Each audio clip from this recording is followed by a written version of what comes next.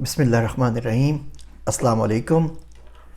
मेरा नाम है ज़ीशान उस्मानी और आप मेरी चलो चलो की सीरीज़ देख रहे हैं। कुछ दिनों की ताख़ीर की माज़रत। मैं एक लॉन्च ग्रुप ने कॉन्फ्रेंस की थी कनाडा के अंदर, उनको काफ़ी अरसे से फ़ॉलो कर रहा हूँ। उन्होंने दुनिया भर के जो मुस्लिम एंटरप्रेन्योर्स थे उनको बुलाया था, जो $100 मिलियन से ऊपर की सेल्स कर रहे हैं, और एक रूम के अंदर 2 दिन के लिए हमें बंद कर दिया था, जिसमें हम सीख रहे थे कि मुसलमान इस दुनिया के अंदर कैसे नए स्टार्टअप्स बना सकते हैं और आगे क्या कर सकते हैं। उसकी जो लर्निंग्स हुई हैं फिर इंशाल्लाह किसी वीडियो में आप लोगों से शेयर करूँगा। कुछ मेरी तबीयत भी ख़राब थी, मेरे कानों में इन्फेक्शन हो गया है, तो बड़ी ज़्यादा ख़राब थी और अभी भी है। आप लोग मेरे वास्ते दुआ भी कीजिएगा। आज मैं आपको तारुफ़ करवाता हूँ डेनमार्क का। डेनमार्क दुनिया का वो वाहिद मुल्क है नॉर्दर्न यूरोप का जहाँ पर चरवाहे का वीज़ा है। आप बकरियाँ चराना जानते हैं तो इसके ऊपर वीज़ा लेके आप डेनमार्क जा सकते हैं। बहुत सारी वीज़ा टाइप्स हैं, अभी सबके ऊपर इंशाल्लाह ताला बात करते हैं। थोड़ा सा तारुफ़ हो जाए। डेनमार्क में बहुत मरतबा जा चुका हूँ और कुछ मसाइल ना हो जो मुसलमानों के हैं वहाँ पर, तो यकीन जानिए बच्चे पालने के लिए, बच्चों की तरबियत के लिए डेनमार्क से अच्छा मुल्क दुनिया में और कोई भी नहीं है। सऊदी अरब भी नहीं है। ये बड़ी, मैं आपको वसूख से बात कह रहा हूँ, आप लोगों को बुरा तो लगेगा, लेकिन बच्चों की तरबियत के लिए डेनमार्क से अच्छा मुल्क दुनिया में कोई नहीं है। फ़िनलैंड, सिंगापुर इसके आसपास आते हैं, लेकिन डेनमार्क को मैं अभी भी नंबर 1 के ऊपर करूँगा। डेनमार्क की आबादी 5.8 मिलियन है। छोटी सी आबादी है, लाहौर से आधी आबादी है, और मुल्क का साइज़ पाकिस्तान से 2.5 गुना बड़ा है। तो पाकिस्तान से 2.5 गुना बड़ा मुल्क और आबादी लाहौर से भी आधी है। 5.8 मिलियन की 58 लाख लोग रहते हैं। 3 लाख इसमें मुसलमान हैं। पाकिस्तानियों की भी अच्छी खासी बड़ी कम्युनिटी है, तकरीबन 12,000 पाकिस्तानी रहते हैं। 3 लाख मुसलमान हैं, 170 से ऊपर मस्जिद है। ये दुनिया का बड़ा ओपन मुल्क है जहाँ पे हर बंदा वेलकम है। तो 91% जो भी PDP-EW ने सर्वे किया था, तो 91% जो वहाँ की पॉपुलेशन है उनको कोई इशू नहीं है मुसलमानों के साथ, वो साथ रहें, बैठें, खाए पिए या कुछ भी करें। ये उनकी रूट्स के अंदर है, डेनिश लोगों के DNA के अंदर है। इसका उनका एक लॉ बना हुआ है जिसको कहते हैं यान्ते लोवेन। यान्ते लोवेन को वहाँ पे यान्ता लो या यान्ते बोलते हैं उनकी ज़ुबान के अंदर। इसका मतलब ये होता है कि किसी भी शख्स को किसी के ऊपर फ़ोक़ियत हासिल नहीं है। किसी अरबी को अजमी के ऊपर अरबी, अजमी को अरबी के ऊपर, दुनिया के तमाम लोग बराबर हैं। अब ये इस्लाम का लॉ था और उन्होंने लेके पूरे के पूरे मुल्क में नाफिज कर दिया है। लेकिन ये बिल्कुल नंबर 1 कहते हैं ना, नॉर्थ स्टार है। अगर किसी चीज़ को डेनिश लोग फॉलो करते हैं तो यान्ते लोवेन को करते हैं। 2 चीज़ों को करते हैं, एक हुगा है और एक यान्ते लोवेन। हुगा पे भी बात करते हैं। तो यान्ते लोवेन में इतना ज़्यादा करते हैं कि डेनमार्क के लोग जेवर नहीं पहनते। गोल्ड उनके पास होता है, वो जेवर बाहर पहन के नहीं जाते। बोलते हैं अगर हमारे पास जेवर है और अगर आप अमीर हो गए तो मैं ये हक कहाँ से पहुँचता है कि हम गरीबों का मुँह चढ़ाएं और उनके सामने इतने महंगे जेवर लेके फिरते रहें, पहन के फिरते रहें जो वो लोग अफोर्ड ना कर सकें। महंगी घड़ी हो घर में पहन लेंगे, घर के बाहर पब्लिक में नहीं पहनेंगे। महंगा सूट हो घर में पहन लेंगे, घर के बाहर नहीं पहनेंगे। किसी शादी की तकरीब में भी नहीं पहनेंगे कि किसी बेचारा दूसरा बंदा एहसास कमतरी का शिकार ना हो। तो ये जो यान्ते लोवेन मिलती है ये बिल्कुल यूनिक है डेनमार्क के अंदर, इसके अलावा कहीं पर भी पूरी दुनिया में नहीं है। दूसरी चीज़ है जिसको वो कहते हैं लॉ ऑफ हुगा। तो हुगा में वो उसका मतलब होता है कोजीनेस, टुगेदरनेस, कि हम लोग मिलजुल के साथ रह सकें। लोगों के लिए आप बड़ा कंफर्टेबल बनाए एनवायरनमेंट, कोई इसको तंग ना करें। इसका नतीजा ये निकला कि वहाँ से आपसे ज़ाती सवाल कोई नहीं पूछता, कि कोई बंदा आपसे नहीं पूछेगा कि जी आपकी सैलरी कितनी है, आप कहाँ खाते हैं, कहाँ से आए, क्या रहते हैं, कितने बीवी हैं, बच्चे। अपना डिस्टेंस रखते हैं। शुरू के अंदर जो कन्वर्सेशन है वो उसको स्टार्ट भी नहीं करते, दूर दूर अपने स्पेस के अंदर रहते हैं। और उसके बाद जब आपसे पूछेंगे तो आपकी बात का जवाब दे देंगे, लेकिन ज़्यादा बात नहीं पूछते। तो इस हुगा और यान्ते लोगों की वजह से इतना आसान होता है कि आपको लगता नहीं है किसी आप अजनबी मुल्क के अंदर है, आपको लगता है अपने घर के अंदर रह रहे हैं। बहुत सारी पाकिस्तानी आदात के ऊपर हमें काबू पाना पड़ता है। मिसाल के तौर पे जब स्टोर के अंदर लोग जाते हैं तो अपने बच्चों की स्टोर को बाहर छोड़ जाते हैं। उनको पता है पूरे डेनमार्क में मेरे बच्चे को किसी ने टच नहीं करना। वो बोलते हैं बच्चों के लिए जो आबो हवा बाहर की है वो ज़्यादा बेहतर है, बजाय इसके कि स्टोर के अंदर मैं अपने साथ उसको आधा घंटा पौना घंटा ख्वार करूँ। डेनमार्क के अंदर कोई भी बच्चा अगर आपको लावारिस मिल जाए और आप 2 घंटे उसके पास रहें और उसका कोई वाली वारिस नहीं आए, कोई उसका पूछने नहीं के लिए कोई कुछ ना करे, आप ऑफिशियली लीगली बच्चा अडॉप्ट कर सकते हैं। आप पुलिस को कॉल करेंगे, बोलेंगे बच्चा 2 घंटे से मेरी कस्टडी के अंदर है, इसके माँ बाप कहीं भूल गए इसको छोड़ के, ये बच्चा आज से मेरा हुआ, और बच्चा आपका हो जाएगा। और उसके माँ बाप उल्टी भी हो जाए ना सर के बल, वो बच्चा उनको वापस नहीं मिलेगा। तो बच्चा अडॉप्ट करना है डेनमार्क के अंदर तो इतना आसान है कि सिर्फ 2 घंटे तक ऐसा बच्चा देख लीजिए जो लावारिस फिर रहा हो, और वो बच्चा आपको नहीं मिलेगा।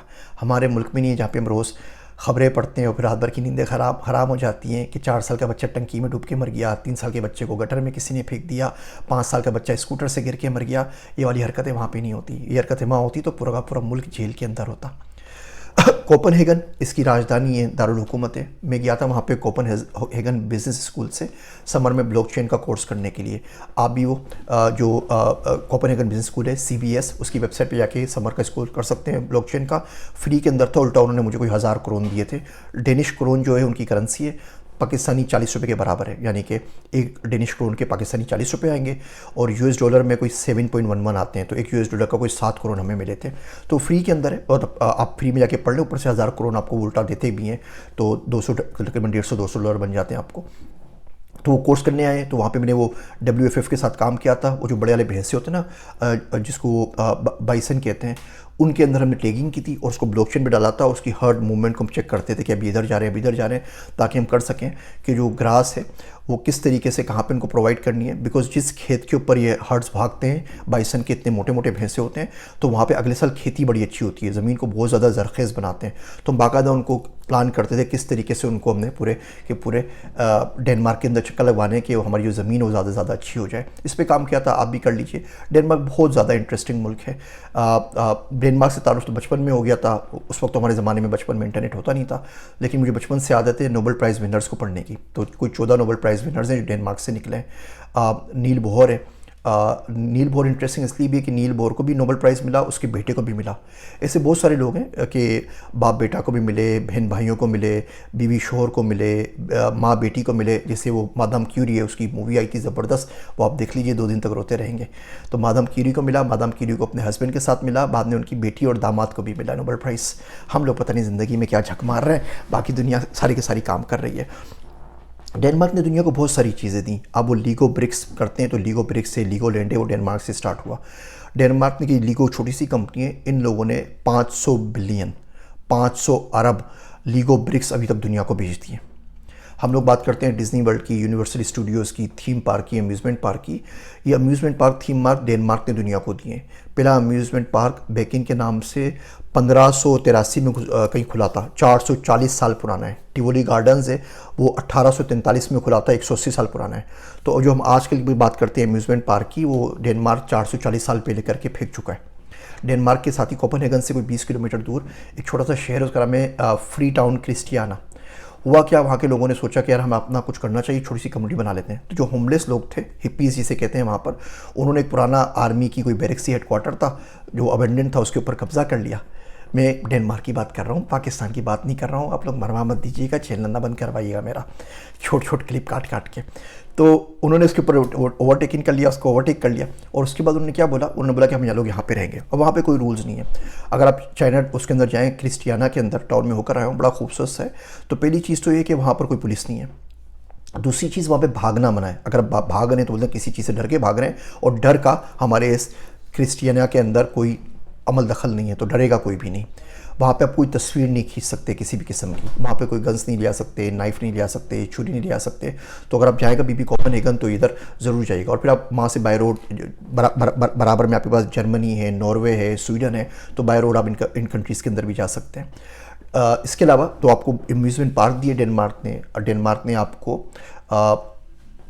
लीगो दिए, डेनमार्क ने आपको ब्लूटूथ दिया, लाउड स्पीकर डेनमार्क ने बनाया, जो यीस्ट है खमीर वो डेनमार्क ने बनाया, 14 नोबेल प्राइज़ विनर दिए जिसमें नील बोहर शामिल है। इसके अलावा डेनमार्क ने आपको गूगल मैप्स दिया, तो जो गूगल मैप्स है वो डेनमार्क से ईजाद हुआ था, 2 भाइयों ने बनाया था, जो पहला उसका वर्जन था। इसके अलावा डेनमार्क ने आपको विंड पावर दिया। पंचक्कियों की सबसे ज़्यादा तादाद डेनमार्क के अंदर पाई जाती है। तो डेनमार्क अपनी सारी की सारी तकरीबन बिजली पंचक्कियों से बनाता है, और इतनी बना लेता है कि बाकी पड़ोसी मुल्कों को भी भेज देता है। तो इस लिहाज से बड़ा इंटरेस्टिंग है। नील बोहर के ऊपर बात करूं, 1922 में नोबेल प्राइज़ विनर हुए फिज़िक्स के अंदर। उसके बाद अमेरिका चले गए, उन्होंने एटम बनाया अमेरिका के लिए। लेकिन डेनमार्क को अलाउ ही नहीं है कि वो न्यूक्लियर एनर्जी से कोई भी अपनी एनर्जी की लिमिट्स को पूरा कर सके। आप हिपोक्रेसी देखें ना दुनिया के अंदर।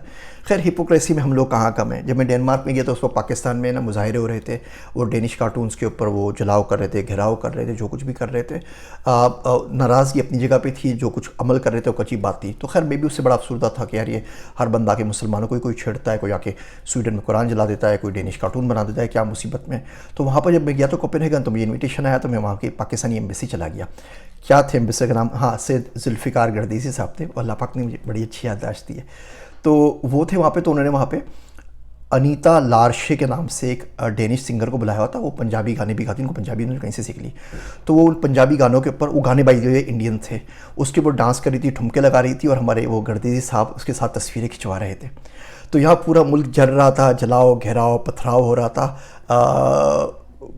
हज़रत हुज़ूर अकरम सल्लल्लाहु अलैहि वसल्लम की मोहब्बत के नाम के ऊपर। और वहाँ पे जो हमारे अपने एम्बेसडर हैं, वो वहाँ पे एम्बेसी के अंदर ठुमकों पे डांस कर रहे थे और तस्वीरें खिंचवा रहे थे, और सॉन्ग्स भी इंडियन चल रहे थे। तो इस किस्म की हिपोक्रेसी, खैर बोलता तो फिर मारा जाता, उस वक्त तो ज़्यादा कुछ बोला नहीं, बहुत सारी बातें नहीं। सोचता हूँ कोई किताब लिख जाऊँ और अपने बच्चे को दे जाऊँ कि मेरे मरने के बाद छपवा देना, अब मैं मर चुका हूँ, आके मारते रहो मेरी कब्र के ऊपर लात, क्या करोगे। लेकिन ज़रूर इसके ऊपर कुछ काम करने का सोच रहा हूँ, कुछ वीडियोज़, कुछ किताबें सोच रहा हूँ लिख जाऊँ, बहुत से लोगों का फ़ायदा होगा। वापस आते हैं डेनमार्क की तरफ। डेनमार्क में कॉस्ट ऑफ लिविंग बहुत ज़्यादा हाई है, उसके बहुत ज़्यादा फ़ायदे भी हैं। 50% से ऊपर तो टैक्स है, फिर वो वेट भी लेते हैं तो तनख्वाह बचती नहीं है। वहाँ पे एक दोस्त थे जिन्होंने मुझे होस्ट भी किया, घुमाया फिरा भी। एक इमरान भाई थे, एक आसिम रियाज भाई थे। तो आसिम रियाज भाई ने बड़ा अच्छा जुमला बोला, कई साल हो गए अभी तक याद है। तो उन्होंने कहा, ज़ीशान भाई, डेनमार्क ना किसी को गरीब रहने देता है, ना अमीर होने देता है। आप आ जाएंगे तब गरीब नहीं रहेंगे। $68,000 का GDP पर कैपिटा है, बड़ी अच्छी कंट्री, अच्छे पैसे आप कमाते हो, बहुत अच्छी आपको तनख्वाह मिलती है। 110 करोड़ आपको मिल जाते हैं, 110 से 125 करोड़ एक घंटे काम करने के। आप आइसक्रीम बेच लें, आप 110-125 करोड़ घंटे भर के कमा लेते हैं, जो अच्छी खासी रकम मिलती है पाकिस्तानी रुपयों के अंदर। आप 40 से मल्टीप्लाई कर दीजिए, लेकिन मतलब 4,500-5,000 रुपये हो गए। लेकिन अमीर इसलिए नहीं हो सकता कि उसके वहाँ पे टैक्सेस बहुत ज़्यादा लगते हैं। एक अगर सिंगल बंदा है, वहाँ पे सबसे महंगी हाउसिंग है, तो वो ज़्यादा है। स्पेशली कोपेनहेगन के अंदर आप चले जाएँ, आरूस में चले जाएँ, आलबर्ग में चले जाएँ, ओडेंस में चले जाएँ, जो बड़ी बड़ी सिटीज़ हैं, $1,500-1,600 का तो आपको एक अपार्टमेंट, एक आपको घर मिल जाता है। तो अगर एक बंदा अकेला बंदा है तो उसका गुजारा $2,500 से $3,000 में हो जाता है। पूरी फैमिली है तो वो $4,500 से $5,500 के अंदर वहाँ पर गुजारा कर लेती है। लेकिन इसी हिसाब से वहाँ पर तनख्वाहें भी हैं। सबसे अच्छा जो मुझे पसंद आया बच्चों की तरबियत के लिए, वहाँ पे स्कूलिंग सिस्टम था। 6 महीने के बच्चे से लेके 3 साल तक का बच्चा वहाँ पर एक इंस्टीट्यूट जाता है। 6 महीने का बच्चे से लेके 3 साल तक वहाँ पे उसकी वो सिर्फ टाइमिंग फिक्स करते हैं कि बच्चे ने सोना कब है, बच्चे का पैम्पर डायपर कब चेंज होगा, बच्चे ने उठना कब है, खाना और फीड कब करना है, ताकि उसकी एक रिदम बन जाए। 3 से 6 साल के बच्चों के लिए वहाँ पर एक अलग से स्कूल है जहाँ पढ़ाई नहीं होती। वहाँ पे उनको सोशल एटिकेट सिखाए जाते हैं। तो टीचर एक दिन उनको पार्क में ले जाएगा, बोलेगा पार्क में झूले में कैसे बैठते हैं, और तमाम जो झूले हैं पार्क में वो ऐसे झूले हैं जो 2-2 बच्चे चलाते हैं। तो ये नहीं कि बच्चा अकेला ही झूल रहा है, ताकि उनके अंदर कोलैबोरेशन इस उम्र से आ जाए, 3 से 6 साल की उम्र के अंदर। वो उसको ट्रैफिक सिग्नल पे ले जाएगा कि रोड कैसे क्रॉस करते हैं, वो उनको लाइब्रेरी ले जाएगा, वो उनको रेस्टोरेंट ले जाएगा, वो छुरी चम्मच से कांटों से खाना सिखाएगा। मैं इतना बड़ा हो गया, मुझे नहीं आया था, वो तो अल्लाह भला करे, जब मैं सऊदी अरब में काम करने गया प्रिंस के पास, बादशाह के पास, तो पता लगा 7 तरह के तो गिलास होते हैं और 52 तरह की तो कटलरी होती है। किस गिलास में मशरूब पीना है, किस में कहवा पीना है, किसके अंदर शरबत पीना है, किस में कुछ और चीज़ पीनी है, वो चीज़ें वहाँ पे नहीं होती जो आप समझ रहे हैं। और किस कांटे और छुरी से किस तरीके से काटना है। तो मैं तो अभी इतनी उम्र में आके ना 30-35 साल की उम्र में आके सीखा। वहाँ पे वो 3 से 6 साल के बच्चों को सिखा देते हैं। वो तो 3 से 6 साल तक वो सोशल एटिकेट सीखते हैं, बात कैसे करनी है, लोगों को सॉरी कब बोलना है, थैंक यू कब बोलना है। प्लीज़ का जो वर्ड है वो वहाँ पर प्लीज़ का वर्ड डेनिश लैंग्वेज के अंदर नहीं है। तो दूसरी बात वो सिखाते हैं वी। हमने ग्रेजुएशन हुई तो सबने बोला वी डिड इट।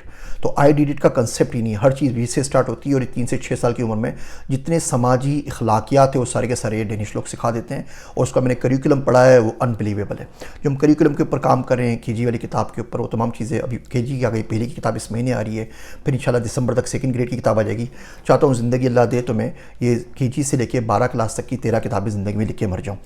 तो इससे बहुत सारा फ़ायदा होगा। इसमें बहुत ज़्यादा लर्निंग है, स्पेशली ये दुनिया के 130 मुल्क घूम चुका हूँ और अगले मेरे 40-50 मुल्क इंशाल्लाह अगले 2 सालों के अंदर कर लेने, उसका प्लान मेरा शुरू हो चुका है। तो ये 200 मुल्क इंशाल्लाह पूरे के पूरे घर जाऊँगा ना, जन्नत को एंजॉय तो कर सकूँ ना। यहाँ देखूँगा गरीब गुरबा, वहाँ चले जाऊँगा, सर्वेंट क्वार्टर जन्नत में मिल गया तो मैं उसमें भी खुश रहूँगा। लेकिन मैंने पूरी दुनिया देखी भी होगी तो फिर बड़ी बोलूँगा, लामिया तो देख कर आया, इससे अच्छी कोई अता फरमाना।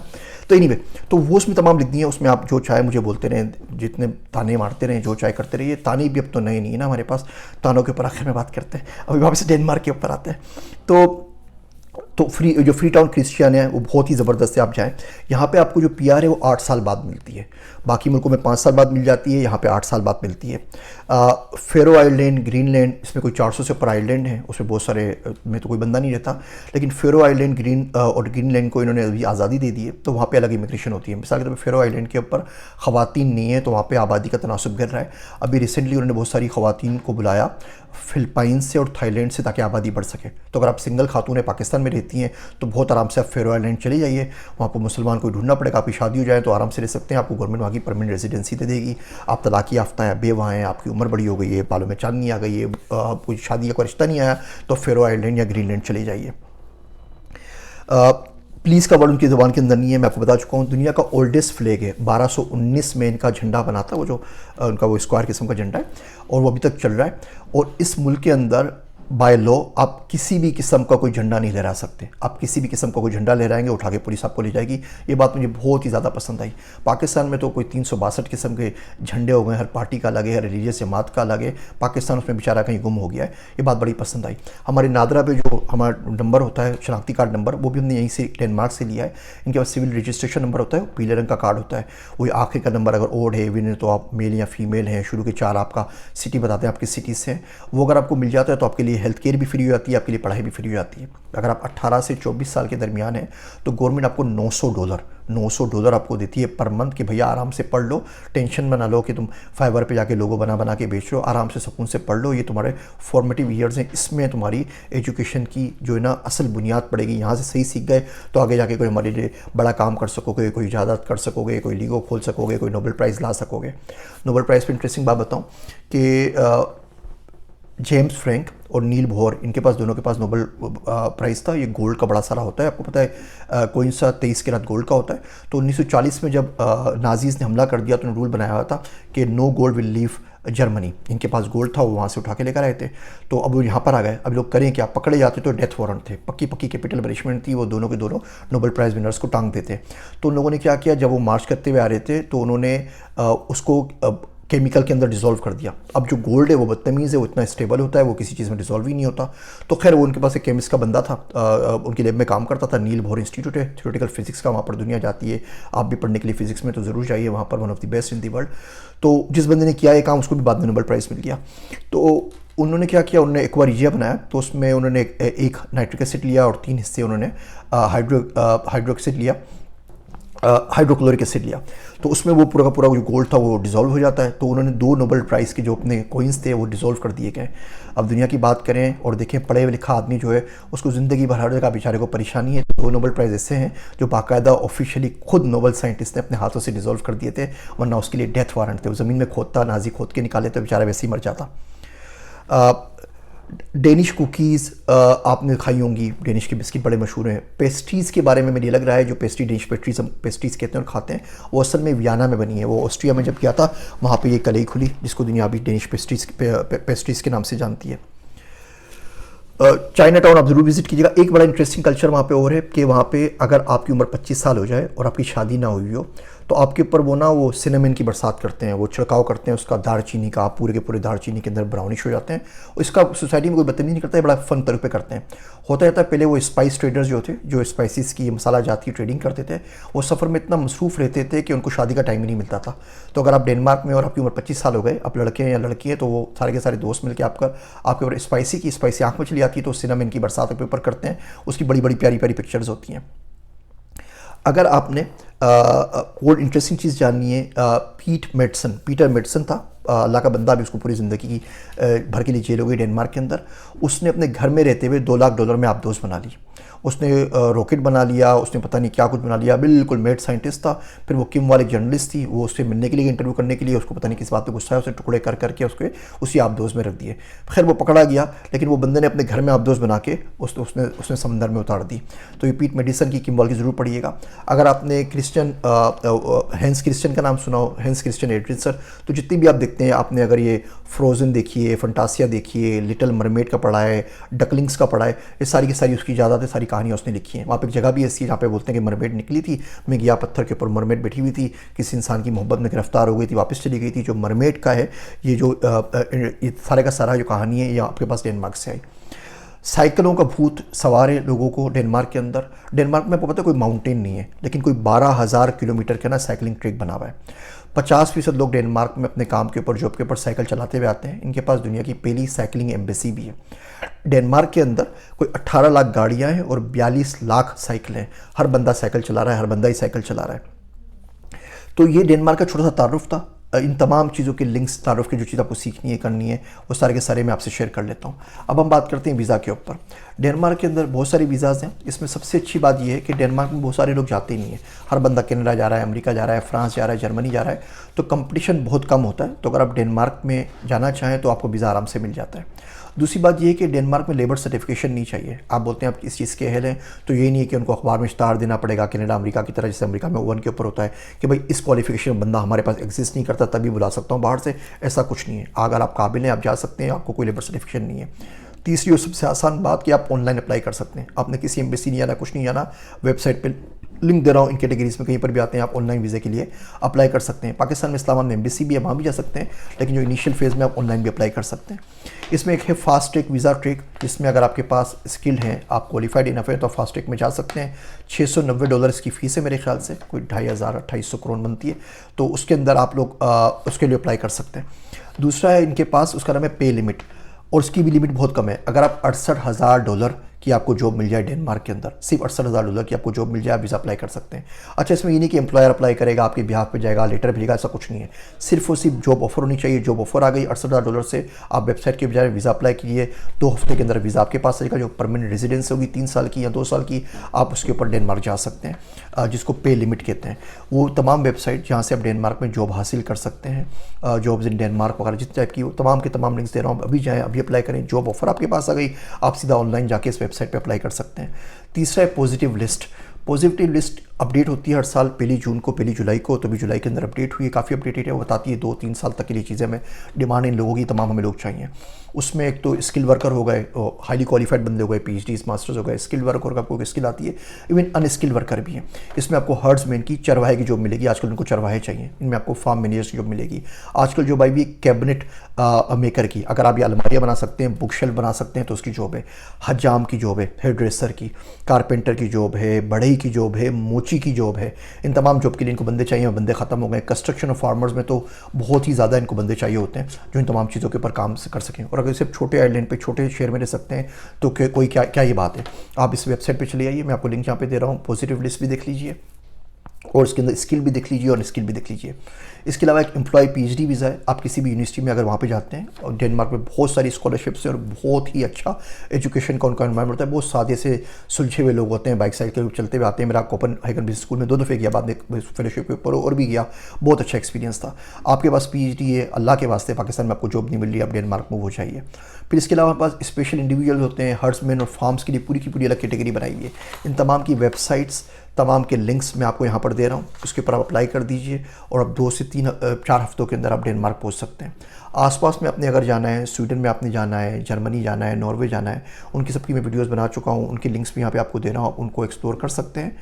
आखिरी बात छोटी सी, माफ़ी चाहता हूँ, वीडियो थोड़ी सी लंबी हो गई, काफ़ी दिन बाद मुलाकात हुई तो सोचा आपसे कुछ दिल की बात कर लूँ।